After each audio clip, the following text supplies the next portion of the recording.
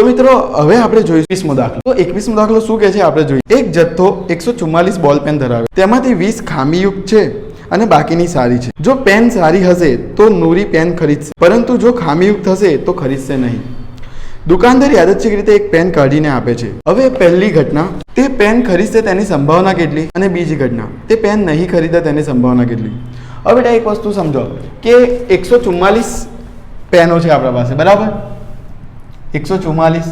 હવે એમાંથી બેટા કુલ સંભાવના આપણી કેટલી આવશે, 144। હવે આ આવી ગઈ આપણી કુલ સંભાવના। આમાંથી બેટા 20 છે ને એ કેવી છે, ખામીયુક્ત છે। કેવી પેનો છે, ખામીયુક્ત। તો 144 માંથી આપણે 20 કાઢીએ તો સારી કેટલી પેનો આવી જાય, 124। 124 એમાં કેવી પેનો છે, સારી। હવે એક વસ્તુ સમજો, જો ખામીયુક્ત હશે ને તો પેન નહીં ખરીદે, અને જો સારી હશે તો જ પેન ખરીદશે, બરાબર। તો પહેલી ઘટના આપણને શું કહે છે કે પેન ખરીદશે તેની સંભાવના કેટલી, એટલે આપણે અહીંયા લખી દઈએ 1 નંબર, એ પેન ખરીદશે, બરાબર। હવે પેન ક્યારે ખરીદશે, જ્યારે પેન સારી હશે। તો સારી પેનો કેટલી છે, 124, બરાબર। તો આપણે અહીંયા લખી દેવાનું P ઓફ A બરાબર 124 છેદમાં કુલ સંભાવના કેટલી છે, 144। હવે અહીંયા 31 ચોકું કેટલા થાય કે ભાઈ 124, અને 36 ચોકું બેટા કેટલા થાય તો કે 144। 4 4 ગયા, જવાબ શું આવ્યું, 31 છેદમાં 36। હવે બીજી ઘટના, હવે બીજી ઘટના શું કહે છે, તે પેન નહીં ખરીદે તેની સંભાવના કેટલી। આપણે ઘટના 2 લખી દઈએ કે પેન નહીં ખરીદે, નહીં ખરીદે તેની સંભાવના કેટલી, તો કે ભાઈ ક્યારે ના ખરીદે, જ્યારે ખામીયુક્ત પેન હશે ને ત્યારે આ ખરીદે નહીં, બરાબર। તો ખામીયુક્ત પેનો કેટલી છે બેટા, તો આપણે અહીંયા લખી દેવાનું P ઓફ B બરાબર 20। ખામીયુક્ત પેનો કેટલી 20, અને કુલ સંભાવના કેટલી છે, 144। હવે 20 એટલે 5 ચોકું 20, ફરતી 36 ચોકું 144, 4 4 ગયા, એટલે 5 છેદમાં થઈ ગયો તમારો જવાબ। તો હવે દાખલા નંબર 22 શું કહે છે બેટા આપણે જોઈએ, બરાબર। તો એમાં એવું કહેવામાં આવ્યું છે કે ઉદાહરણ 13ના સંદર્ભમાં નીચે આપેલું કોષ્ટક પૂરું કરો, બરાબર। તો પહેલું આપણને શું કીધું છે તો કે ભાઈ 2 મીન્સ કે 2 પાસા ઉપરનો સરવાળો કેટલો આવવો જોઈએ, 2। તો 2 આવતો હોય એવી સંભાવના કેટલી છે બેટા, તો 1 જ છે, બરાબર। આ 1 જ, 1 છેદમાં 36। હવે બીજું એટલે 3 સરવાળો આવે એવું કેટલા છે, તો બેટા કશું કરવાનું નહીં, બરાબર। 3 સરવાળો આવે ને તો અહીંયા જ્યાં પહેલું સરવાળો ક્યાં આવે છે, 1 અને 2, એટલે કેટલા થાય 3, એટલે દાદરો ઉતરી જવાનો આવી રીતે, તો કે 2 છેદમાં 36, બરાબર। 2 આવે એવું કેટલું, તો કે 2 છેદમાં 36। અહીંયા શું આવી જશે, 18 દુ 36, અને 2 એકા 2, બરાબર। 2 2 જતા રહે એટલે 1 છેદમાં 18, બરાબર। આ જવાબ આવી ગયો તમારો। શું કીધું છે કે ભાઈ 4 આવે, 4 સરવાળો આવે એવું, બરાબર। તો 4 ક્યાં આવે છે, અહીંયાથી ઉપરથી શરૂઆત કરવાની, 1 ને 3 કેટલા થશે, 4। તો આપણે 1 3 2 2 અને 3 1, જો હું દાદરો જ ઉતરું છું ને બેટા ડાયરેક્ટ, તો 1 3 કેટલા થશે, 4, 2 2 કેટલા થશે, 4, અને 3 કેટલા, 3 1 કેટલા થશે, 4। આ શું 2 આવે સરવાળો, 3 આવે સરવાળો, અને આ 4 આવે, બરાબર। હવે 4 આવે એવા કેટલા છે, તો 1 2 અને 3, તો શું આવશે, 3 છેદમાં શું આવી જશે, 36, બરાબર। તો અહીંયા સિમ્પલ કે ભાઈ 3 અને 12 તરી 36, એટલે 3 3 ગયા, એટલે 1 છેદમાં 5 આવે સરવાળો।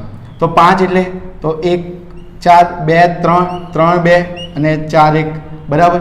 તો કેટલા થશે, 1 2 3 4, એટલે 5 સરવાળો આવે એવા 4 છેદમાં 36, એટલે સીધું જ 9 ચોકું 36, બરાબર, એટલે 1 છેદમાં।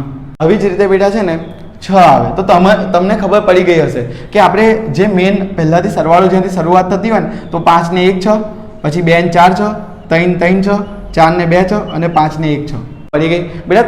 સિમ્પલી તમારે છે ને દાદરો ઉતરી જવાનું છે, જો, બરાબર। એટલે કેટલા થયા, 1 2 3 4 5, 5 છેદમાં 36 થશે જ નહીં ભાગાકાર, બરાબર। નેક્સ્ટ શું 7 આવે, તો 7 ક્યાં આવે છે, તો સિમ્પલી અહીંયાથી જો 6 ને 1 7, 5 ને 2 7, 3 ને 4 7, 4 ને 3 7, 5 ને 2 7, ને 6 ને 1 7, એટલે 1 2 3 4 5 6, 1 2 3 4 5 6, તો 6 છેદમાં 36, જવાબ શું આવી જશે, 6 6 36, એટલે 1 છેદમાં 6। હવે 8 આવે, ચલો તો સાહેબ અહીંયા તો 1 ને 6 7 થઈ ગયા, હવે 8 તો છે જ નહીં, તો 8 છે, હું તમને બતાવું। જો અહીંયા ના મળે ને 8, તો અહીંયા નીચે જોવાનું, નીચે 8 ક્યાં છે, આ નહીં, 6 ને 2 8 દેખાય છે કે નહીં, 2 ને 6 8 થશે, તો પછી અહીંયાથી દાદરો ઉતરી જવાનું બેટા। જો તમે ઉતરશો ને એટલે બધાનો સરવાળો 8 જ થતો હશે, જો 2 ને 6 8, 3 ને 5 8, 4 ને 4 8, 5 ને 3 8, 6 ને 2 8, 1 2 3 4 5, 9 આવે, તમે કહેશો સાહેબ અહીંયા તો 9 છે જ નહીં, અહીંયા 9 છે જોવાનું, તો અહીંયા 4 ને 3 7, 5 ને 3 8, 6 ને 3 9 છે કે નહીં, તો ઉતરી જવાનું આપણે અહીંયાથી. 6 9, 4 ને 5 9, 5 ને 4 9, 6 ને 3 9, બરાબર. 1 2 3 4, તો 4/36, એટલે જવાબ શું આવી જશે? 1/9, 9 ચોકું 36. એટલે હવે 10 આવે તો 10 અહીંયા દેખાય છે તમને? ના, 10 અહીંયા 4 ને 5 9 થાય છે, પણ અહીંયાથી શરૂઆત થાય છે. જો 4 ને 6 10, અહીંયાથી દાદરો ઉતરી જવાનું, એટલે 1 2 ને 3 3/36, 1/12. 11 આવે તો 11 ક્યાં દેખાય છે તમને? 11 તો કે 5 ને 6 11, અને 6 ને 5 11, એટલે બે સંભાવના આવી. 5 ને 6 11, અને 6 ને 5, એટલે 1 ને 2 2/36, 1/18. 12 આવે. 12 કેટલા છે બેટા? જો 12 ક્યાં છે? તો કે 12 એક જ છે સાહેબ, આ. તો એ કેટલી આવી જશે એની સંભાવના? તો કે 1/. આ થઈ ગયો તમારો કોષ્ટક પૂરો. કેટલું સિમ્પલ છે. બીજો પ્રશ્ન અંદર એવું પૂછ્યું છે કે એક વિદ્યાર્થી દલીલ કરે છે કે 11 શક્ય પરિણામો 2 3 4 5 6 7 8 9 10 11 અને 12 છે.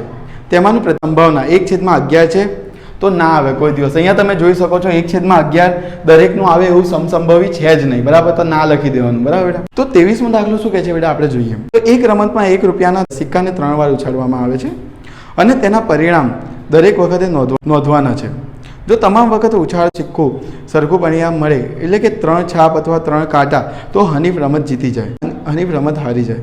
તો હનીફ રમત હારે તેની સંભાવનાની ગણતરી કરો, બરાબર. હવે બેટા આપણે એક સિક્કાને 3 વાર ઉછાળીએ તો આપણા પાસે પરિણામો કયા આવે એ આપણે લખી લઈએ. તમારે શું કરવાનું? પહેલાં લખી દેવાનું H H H, એટલે આપણે એવું માનવાનું કે 3 વાર શું આવે? છાપ આવે, બરાબર. તો એક બાજુ સામે લખવાનું T T T લખી દેવાનું, બરાબર. અહીંયાથી સ્ટાર્ટ કરવાનું. તમારે H ને H રાખવાનું, અહીંયા આ H ને આવું રાખવાનું, અને અહીંયા લખી દેવાનું T. તો અહીંયા પર સેમ આવું T T અને H કરી દેવાનું, બરાબર. અહીંયા લખી દેવાનું T અને T. અહીંયા T ને કોમન રાખવાનું બેટા, અને અહીંયા લખી દેવાનું આપણે. હવે આપણા પાસે એક જ રહ્યું, કયું? તો કે ભાઈ H T H. તો અહીંયા શું આવી જશે? T H T. તો આ આવશે તમારી સંભાવના બેટા.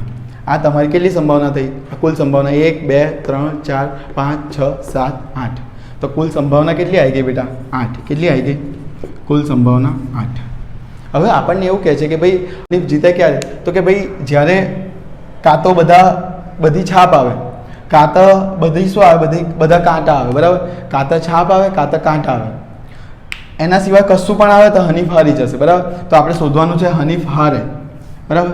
તો અહીંયા લખવાનું સંભાવના, બરાબર. હારે તેની સંભાવના. જીતશે ક્યારે એ પહેલાં વિચાર લેવાનું કે ભાઈ આ બંને આવશે તો જીતશે, નહીંતર આ બીજા બધા આવશે તો શું થશે? એ હારશે. તો બીજી સંભાવના કેટલી થઈ? તો કે 1 2 3 4 5 6. P of A બરાબર 6 આવશે, બરાબર. હારવાની સંભાવના 6 આવશે, અને છેદમાં શું આવશે? કુલ સંભાવના 8, બરાબર. 3 દુ 6 અને 4 દુ 8, એટલે શું આવી જશે જવાબ? 3/4. આ એકદમ સિમ્પલ દાખલો